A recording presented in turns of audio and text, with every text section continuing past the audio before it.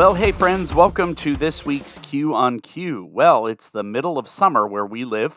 I know we have listeners all around the world, so if it's the middle of winter where you are, I hope you're staying warm. It's summertime here, and it's been a hot one so far by all standards. We've seen spats of heavy rain and then long periods with nothing, and days that have been really hot. Since we've moved into the house we're living in now, that was 17 years ago almost, we've had a pool, and we made the difficult decision this past week. It was time to retire our pool. Rusting, and the liner had holes in it, and the motor giving us issues. Though we enjoyed having it, it was really becoming cost prohibitive, and we really didn't want to put in a new one with our kids being adults now. Anyways, that aside, it's been a really good summer so far. We've been doing a lot of things as a family, seeing some musicals and some concerts, doing some neat activities like cornhole mini golf. Imagine throwing a beanbag into a hole from 80 feet away and having a certain number of throws to get it there. And we've done what we like to call destination unknown trips in our house. We took our daughter to spend time playing with baby goats. That was fun. I mean, I enjoyed that too. We took our son bowling at a fairly new entertainment venue in the region. We have some more planned. They're fun for me because my kids are literally game to do whatever, and they don't know where they're going or what they're doing. We just give them an idea if it's inside or outside, a little bit of how to dress, like for the weather, or if they need tennis shoes or something like that, and if they need to eat before we go. But the rest is a surprise. We know we're doing something, but we don't know where we're going. Well, maybe the driver does, but everybody else doesn't always know. Got me thinking a little bit. My son is headed off to college as a freshman in just a few short weeks, and our daughter just graduated and is now looking for a full time job. This time in their lives is full of life defining choices. Whether it's selecting a college major or a career, deciding where to go to college, or even knowing what kind of job to take, where to live, or who to marry, there's times when the right choice seems impossible to figure out. So, when you have so much in front of you and you literally have little to no experience in these areas, how can you make sure you're headed in the right direction? I think a lot about the amount of pressure we put on high school kids when it comes to deciding about their future. Some schools have career paths that start as early as middle school. Now, I will say I knew what I wanted to be from a very young age. I knew kindergarten I wanted to be a teacher, and I knew I wanted to be a music teacher really from later on in elementary school. Some people pick their future paths based on what their parents do, or based on their experiences or their opportunities. But here's the hard facts. The National Center for Education Statistics did a study a few years back and found the number of students who end up changing their major in some way, whether tweaking it, adding a minor, or changing it altogether, is around 80%. And some students reported changing their major 2, 3, or even 4 times over their college career. That brings me back to the topic of destination unknown. When we pick a major, when we go to school, when we get that first job, how do we know where we're going to end up? It's really a destination unknown. But here's what I want to talk about today. And if you've been a long-time listener, you've heard me say this in other contexts before. It's not so much about the destination as it is the journey. So today I want to talk about this destination unknown. How do we handle it? How do we begin to perceive going through life knowing there's a place and a purpose for us without knowing exactly where we're going? And how do we take that journey without knowing all the stops along the way? Destination unknowns might be fun for a road trip, but when it comes to our lives, it's a different story altogether, admittedly. Think about this for a minute. We tend to admire the great adventurers who have risked literally life itself to step into the unknown. I mean, think about Christopher Columbus. Regardless of what you think of him or the holiday, in a day when everybody said the earth was flat, he set sail to prove them wrong. What about the men who first walked on the moon? We'd barely been in space before, and I'm sure there was no 100% guarantee they would make it back. We admire them for stepping out into the unknown for the sake of discovery, for the sake of advancement, for the sake of whatever. Doesn't mean I want to try it. The thought of the unknown, especially an unknown future, can be terrifying. It's the sort of thing that can keep you up at night. As human beings, we crave clarity, stability, and security. Deep down, we all want to know what's going on for our future, and we're uncomfortable in the space of the unknown. Let's admit it. The unknown can be pretty scary sometimes. We want to know what's coming next and how it will affect our future. We want to be able to plan and prepare for the what's next. The idea of not knowing can cause us to know stress on a first name basis. When I'm going somewhere that I've never driven before, I tend to use a GPS. I typically use Google Maps, so I put in the address where I'm going and it gives me the best suggestion to get from point A to point B. But did you ever notice that there are options? You get options to avoid toll roads. You get options to avoid traffic. You get the option to see the steps to get there. You know, 5.1 miles on Route 6, then turn onto Townville Highway, go 24 miles, get off exit 12, so on and so on. There might be 10, 15, 20, or more steps. Knowing these details makes us comfortable in a way. Because even though we might not know where our point B is, we see the steps along the way. Well, in the same manner as that GPS, God has let's call it a route overview for our lives. Before you were even thought of, God had a plan for you. He has a destination for you, or many destinations, and He knows the best way for you to get there. But there's a difference from that GPS. We don't get that step-by-step movement guide.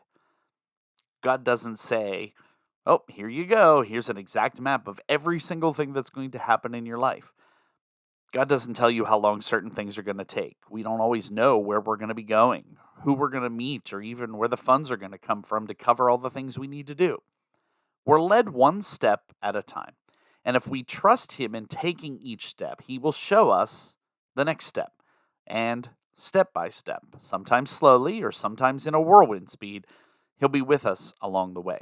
The thing is, as I've said before, we like to know.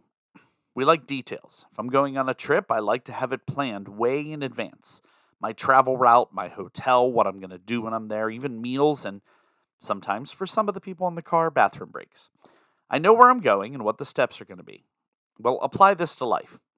We wouldn't have any problem starting that new business, moving to a new location, going back to school, taking on a new venture, if we knew how everything was going to turn out. If we knew all the details, how long it was going to take, who'd be with us along the path, how we'd pay for things. If we had all the details, it would be easy to step out in faith. But here's the thing. If you had all the details, you wouldn't need any faith. Let me say that again. If you had all the details, you wouldn't need any faith. When we have the boldness to step into the unknown, do what God is asking us to do, doors will open we could never open alone. The right people will come into our lives, and likewise, the wrong people will exit. If you're anything like me, you love a good plan. Sometimes I plan time in my schedule to make a plan. I like a well thought out, finely executed plan. It doesn't mean I can't be spontaneous, but I like a well organized to do list. Add in a worthwhile and really attainable destination, and I'm sold. Think of it like, I want to get from that point A to point B with these things. What do I need to do? The problem is that with most things in life, we tend to define an end point for where things are going to go. We get that task done. Cross it off. We've reached point B. That's it. I've arrived.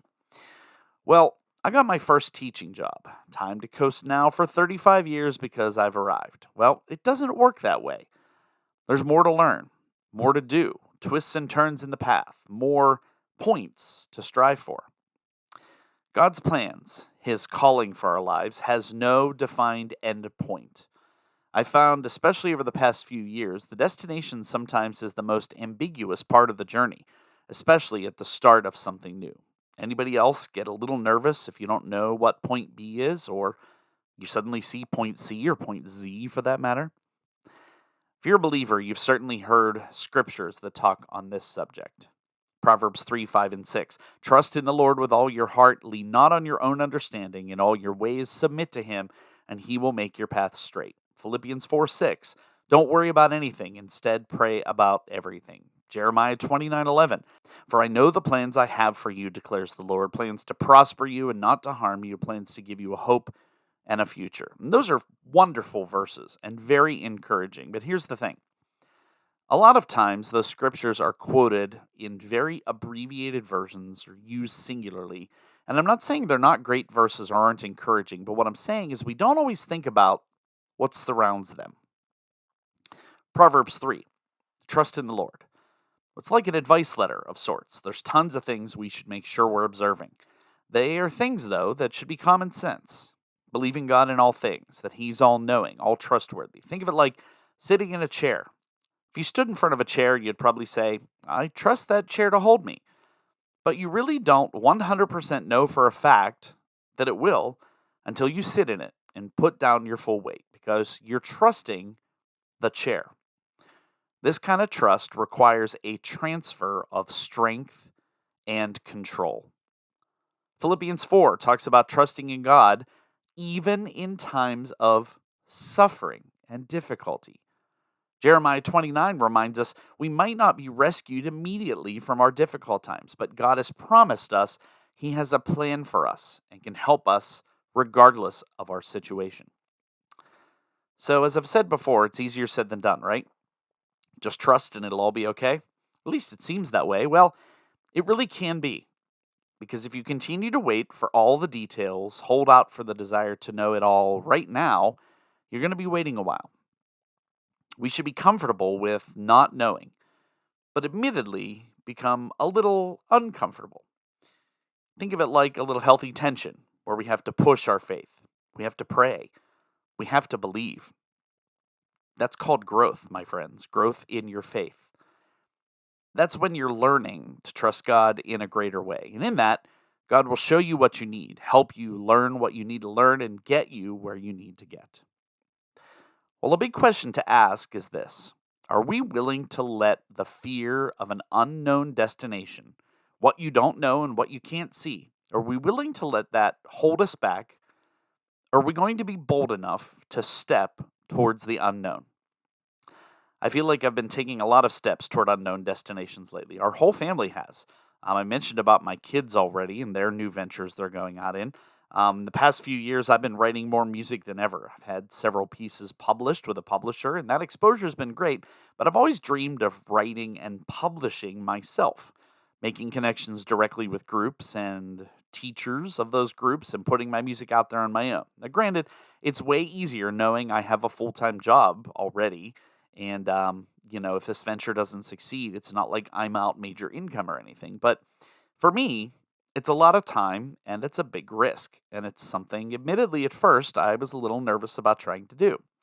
I can't imagine 100% of composers who try to self-publish succeed. I don't know where it's going or what steps and turns I'll have to take along the path, but I'm trusting. I'm praying for the right connections and the right outlets. And so far, things are going really well, and I'm starting to see things unfold as I take each step. Perhaps an even bigger step into the unknown is that this summer, I applied for a different job. I've been teaching for 26 years, and I'm essentially 7 to 10 years away from possible retirement, so why in the world would I want to change jobs now? Well, it's been more about feeling like I have a further calling to fulfill. I'm living in the comfort of a good retirement, honestly a pretty flexible workday where I can take off for a doctor's appointment or illness if I need to, but for me, I was always afraid to take that step. And this summer, I updated my resume and I applied. It was one job that appeared to fall in my lap, but it didn't go anywhere, but it was a step. My son is headed off to college in the fall, and after taking on a hefty bill with our daughter, sometimes we wonder where it's all going to come from.